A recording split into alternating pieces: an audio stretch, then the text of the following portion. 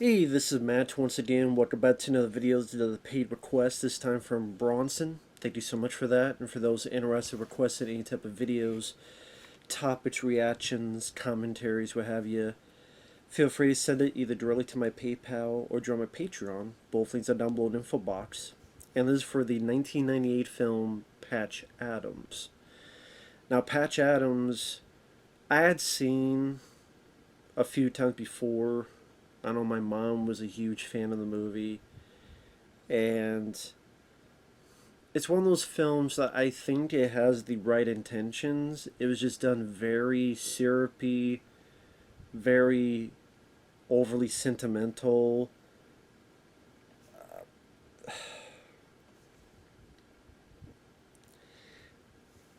Robin Williams is not the problem.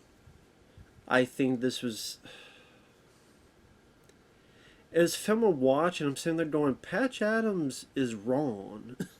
Like the whole time watching Patch Adams, I get the idea, but the way it's approached just makes him seem like the establishment was in the right, and the establishment were correct in their assumptions of this guy. Now, if I understand the real Patch Adams, he hated this movie because he said all they did was make you think I was a clown when there's a lot more to it. And I believe him, there's a lot more to it. Now, I don't know if the guy himself is good or bad or worth the crap, but I get what he means by, he has more. There's more to his intentions than showcase in the movie. Now, it's interesting that it's directed by the guy who did Ace Ventura 1, Tom Shadyac, as written by the guy who did Ace Ventura 2, Steve Odykirk. So yeah, Tom Shadyac, who did Ace Ventura, Pet Detective, he directed it. And then Steve Odykirk, who directed the second Ace Ventura, he wrote it. I just find it interesting that the two people who worked at Ace Ventura got together for this movie. And maybe this was the wrong project for them, but at the same time, it was a huge hit. And there was a lot of people who liked the film. But it's one of those that's very emotionally manipulative to the point it becomes either very corny or very insulting. So pretty much, Robin Williams plays this guy who ultimately is nicknamed Patch because he patches someone's cup of coffee that's leaking.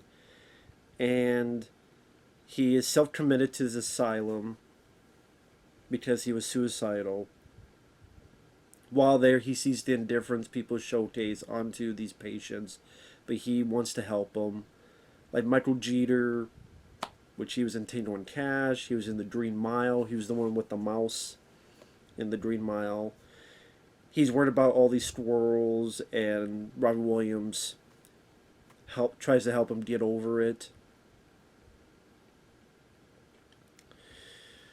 One thing I thought was kind of fucked up is that I get what they're doing, but they're in a room where this one guy is comatose, as his arm is raised up. And Robin Williams starts making fun of the guy, so the other people laugh.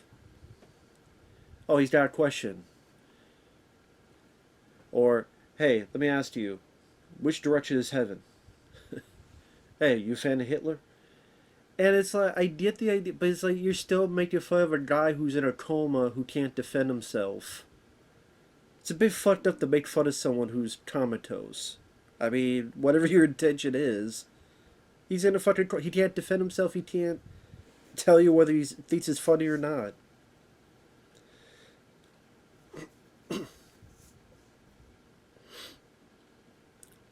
So sooner or later, he gets out of there, and he wants to help people. So he wants to be a doctor. Now, with this Patch Adams, why he doesn't just want to, I don't know, go into hospitals and be this type of entertainment where he can make people laugh and help people. Because we don't really see how much he is into the medicine part of it all.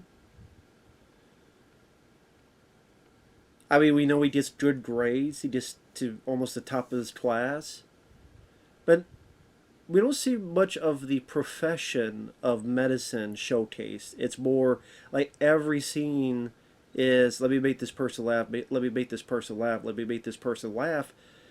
I'm sitting there going, with this individual, if you want to just make people laugh, you don't have to be a doctor to do that. You could just be, again, I'm sure there are entertainers that could be brought into the hospital and say, hey, I can make you laugh, I can make you calm down, I can make you do this and that. That's the thing. We never see the other side of Patch Adams. We never see that this guy, he's a wizard at, or whatever the case may be. That he's good at fixing people. He's good at to have that switch. That he's a goofy guy, but when someone's life is on the line, he did dead serious. Do this, do that. So you can see that there's more of a three-dimensional character. Yes, I'm goofy, I'm silly, I like making people laugh, but when the dirty deeds need to get done and the blood needs to be on the hands with these rubber gloves on, I could do that work too. We never see that aspect of him. We never see that side of him. And if that's one of the things, the actual Patch Adams gets mad at, I can understand. Now, the cast, you got Philip Seymour Hoffman, may he rest in peace. Monica Potter. Monica Potter also becomes his kind of girlfriend. Bob Gunton, who is in the Shawshank Redemption as the warden, he's here as the evil guy who's the head of the establishment. Although some of the stuff they say actually does make sense. I mean, Bob Gunton's given a speech about how human nature is to lie and make shortcuts and there's mistakes. He's right. He's not saying anything that's wrong. Now, I get the idea of to show at least a little bit compassion. Let's show a little bit more of that. And I agree. But later on, Philip Seymour Hoffman gives a speech, and sadly, he's out of the film a lot. Like, he pops up, then he disappears for a while, then he pops up again. He only pops up like 4 times. I wish we could have seen more of him. Plus, Philip Seymour Hoffman was a good actor. And there's a bit where Robin Williams comes in and he's pissed off at him. You told on me, what, blah, blah, blah. And Phil Seymour's like, no, I don't like you. Because you treat this as a joke. And he's giving a speech about how, listen, I learn.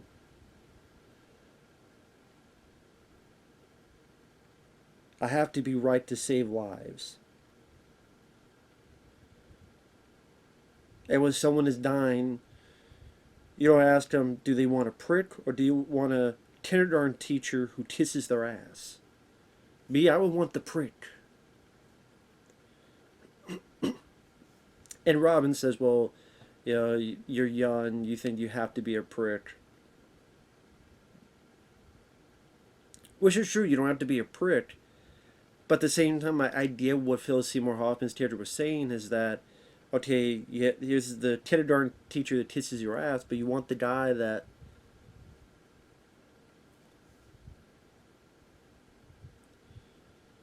okay, you can make me laugh all you want, but at the end of the day, if I'm still I probably want someone who's a little bit more serious at least with that profession as well.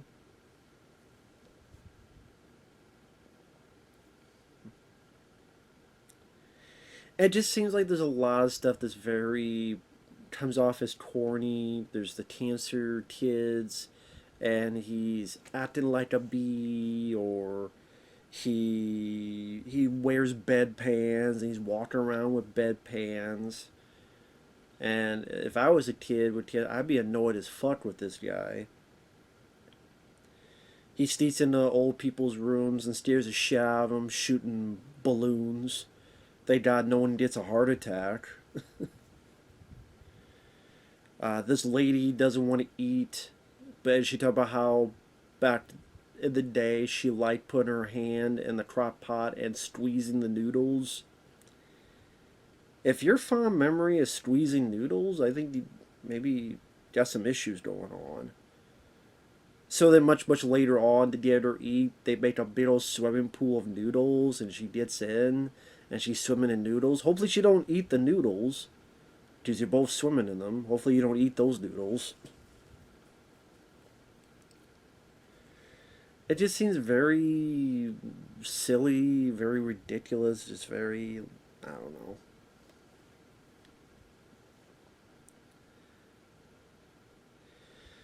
Oh, he's walking to a gynecologist, so he makes this entrance where these legs are spread wide, as so that it seems like you're entering the pussy.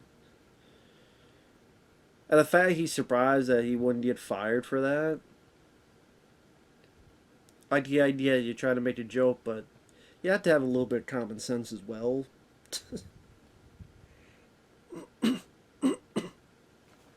And something like that, like, okay, that kind of would fit in a film like Animal House. Like they play a prank or something, and there's open lays and go into the vagina. Not, I don't know that that fits in a movie that also is like him trying to take care of cancer patients. Or I thought this was kind of funny, but not in the way I wanted. There's this guy, I believe the actor's name is Peter Coyote. He has pancreatic cancer. Sorry, can't talk. Pancreatic cancer. And he gets pissed off and angry, and then they start bonding by naming phrases on dying, tit the bucket, all that stuff. So later on, like the family is with him, the family leaves, and then it's Peter Coyote wants Robin Williams to be there in his dying moments. I mean, you just say like he doesn't want his family to see him like that, but you think at least his wife would want to be, I want to hold your hand till the last moment. I want your last moments to be with me, not with the doctor that had fake angel wings at one point. I just thought that was weird that his last dying moments, I don't want to be with my wife, I want to be with my doc. With, something about that I thought was kind of weird.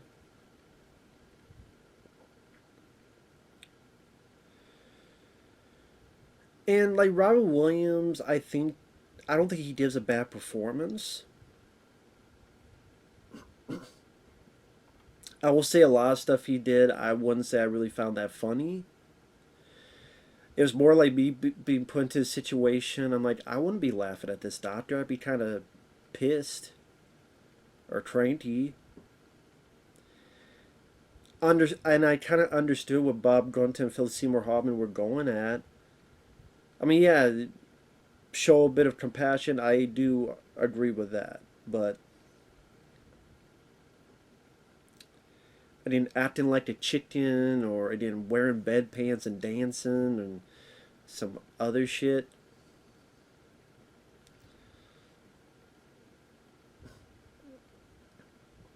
Or like when he's goofing with the other doctors, and he's get that skeleton. Hey, Donner, party of six.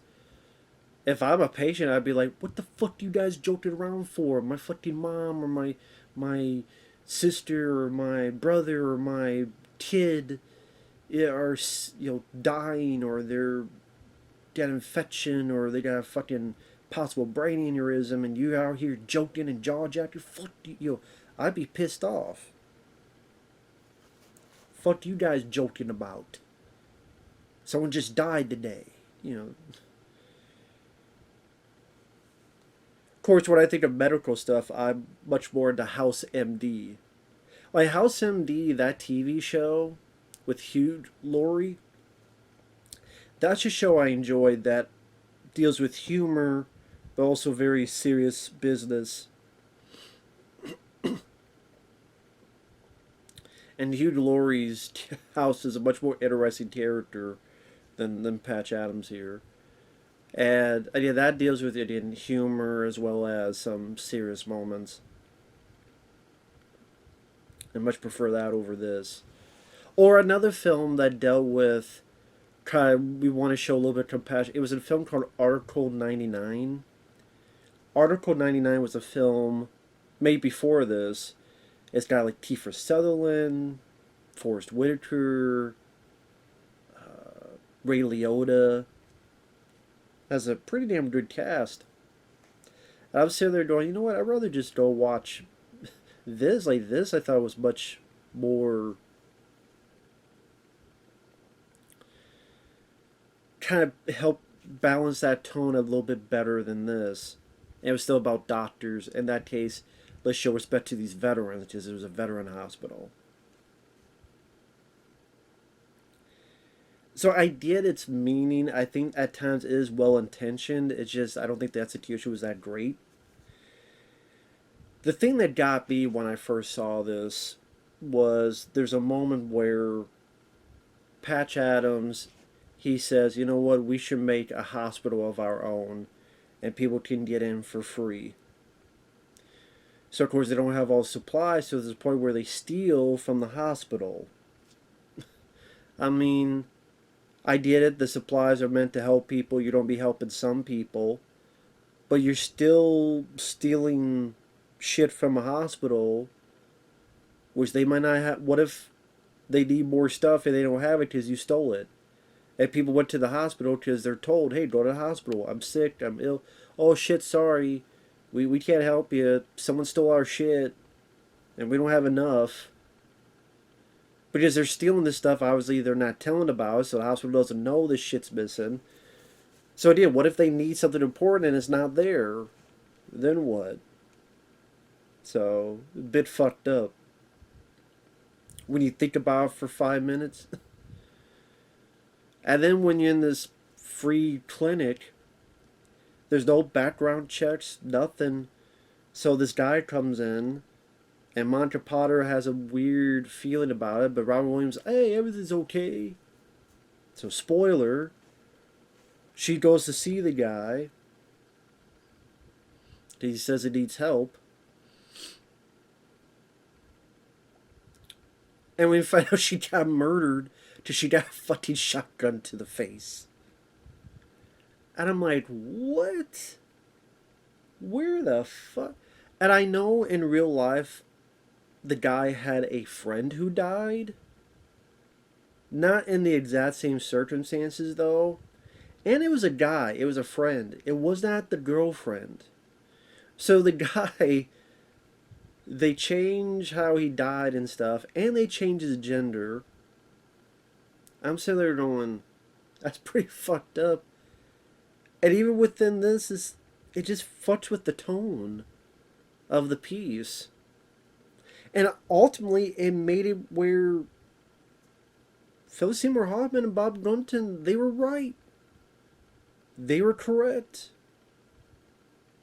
It is human nature for a lot of people to lie or make shortcuts or they make mistakes or stuff.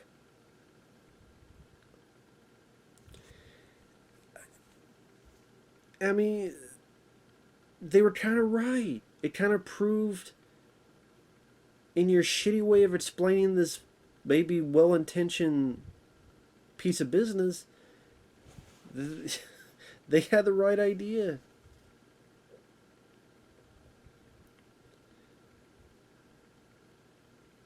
Yes, there's a lot of people that are. There are people you can trust, and there are people that, when they tell you something, they actually are 100% correct. But sadly, we do live in a world where a lot of people will lie and cheat and manipulate. They really got into a fight because they hurt someone and that person's hurt them in self-defense, but they'll go and say, oh, I fell on something. Or, yeah, they hurt me and I didn't do anything when they were the one who caused and wanted to hurt someone else. There are people that do that. And sadly, that's why, as much as such, we have to go through all this paperwork and bullshit. Because there are people that make it worse for the rest of us. That's with everything. It's like in school. Remember in school, someone in class does something stupid, and then you all get punished? I'm like, I didn't fucking do anything. Although that was stupid because so it's not the same thing. They clearly can see it's this person that did it, so why are you punishing everybody? So actually, that's a bad comparison. But it's just like when you don't know, you know, that's why I don't hate cops. Number one, because my brother's a cop, so I don't hate cops. And number two, are there cops that are full of it? Yes, but there are cops that do the best they can, and they deal with people that lie and cheat and bullshit their way. So if a cop goes up and believes everybody 100%, more than likely they don't get killed. So I get it. And here, this is why, Sally, you can't believe in every patient, because some of them are going to be full of shit. And this one guy who is a younger guy with glasses who kind of is helping Patch. This was really clunky because after that, and of course, Robin Williams' character wants to leave and quit, understandably. And the guy is going, "You are being so self indulgent." Fuck you, dude. The Monica Potter just died from a shotgun to the face. Because of this free clinic shit you guys did. His friend, to say his girlfriend, just was fucking murdered. And you want to stand there with your arms crossed going, "You're so self-indulgent." You deserve a punch in the face. How about that? Take those glasses, shove it up your ass. Maybe to clearly more see how full of shit you are, dude. Fuck you. And then Robin Williams' character is thinking of ending his life again. And this, I forgot this happened. He turns and he sees a butterfly. Just something about a conversation where Monica Potter says, you know what, if something happens, you know, I like to come back as a caterpillar, you know, and then turn to a butterfly. So he sees a butterfly.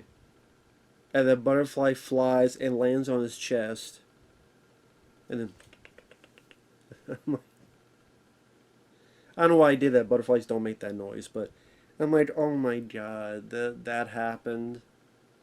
And then you have the courtroom scene, and all the cancer kids come in, and they put their red noses, and It's a Wonderful Life.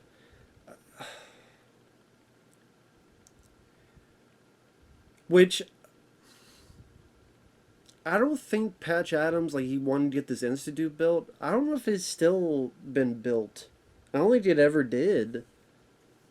And they really didn't get much from this movie. I think some people, they still didn't really gauge into the real life of Patch Adams.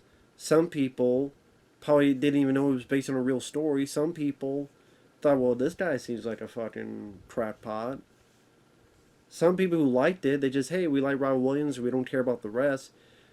Some thought, what the fuck is this, like, his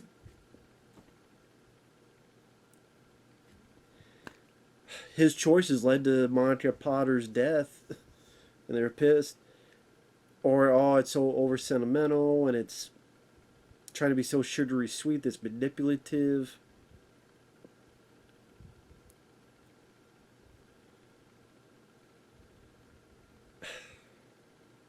The real life Patch Adams didn't get anything from this movie. Nothing for his institute. So, congrats on that. And I mean, I liked a lot of Robin Williams films. I like the film Toys. I like Club Paradise. I can watch Mrs. Doubtfire. I can watch Aladdin. Good Morning Vietnam. But some of the 90s films, like Bicentennial Man, I would put as worse than this. I know a lot of people like that film too. I'm not a fan.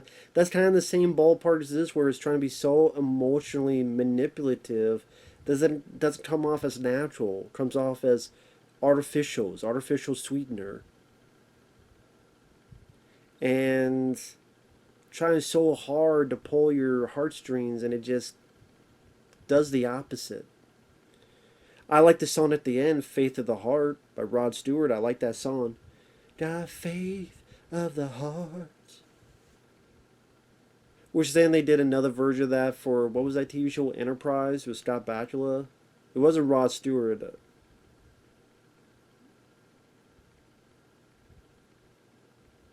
I think it was that one.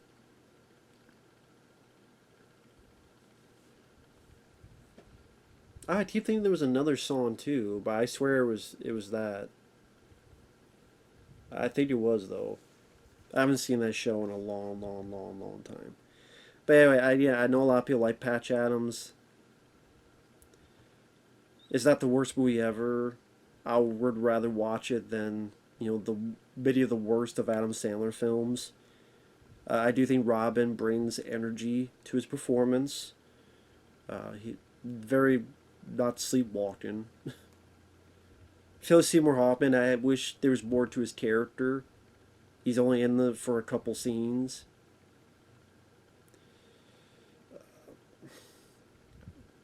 I wish they showed a little bit more of the other side of Patch. All they showed was like 100% of the clown side. They didn't really show the other side. And I don't know, just it tries so hard to be this feel good movie, and there are some feel good movies I enjoyed. This one, I don't know, man. But yeah, there are times I'd be pissed at this guy for clowning around so much, and I could sadly be on the evil side. They have a good point in this situation. They actually make sense in this, but that's just me. With that said, thanks for watching. Take care. We'll see you guys later. Bye bye.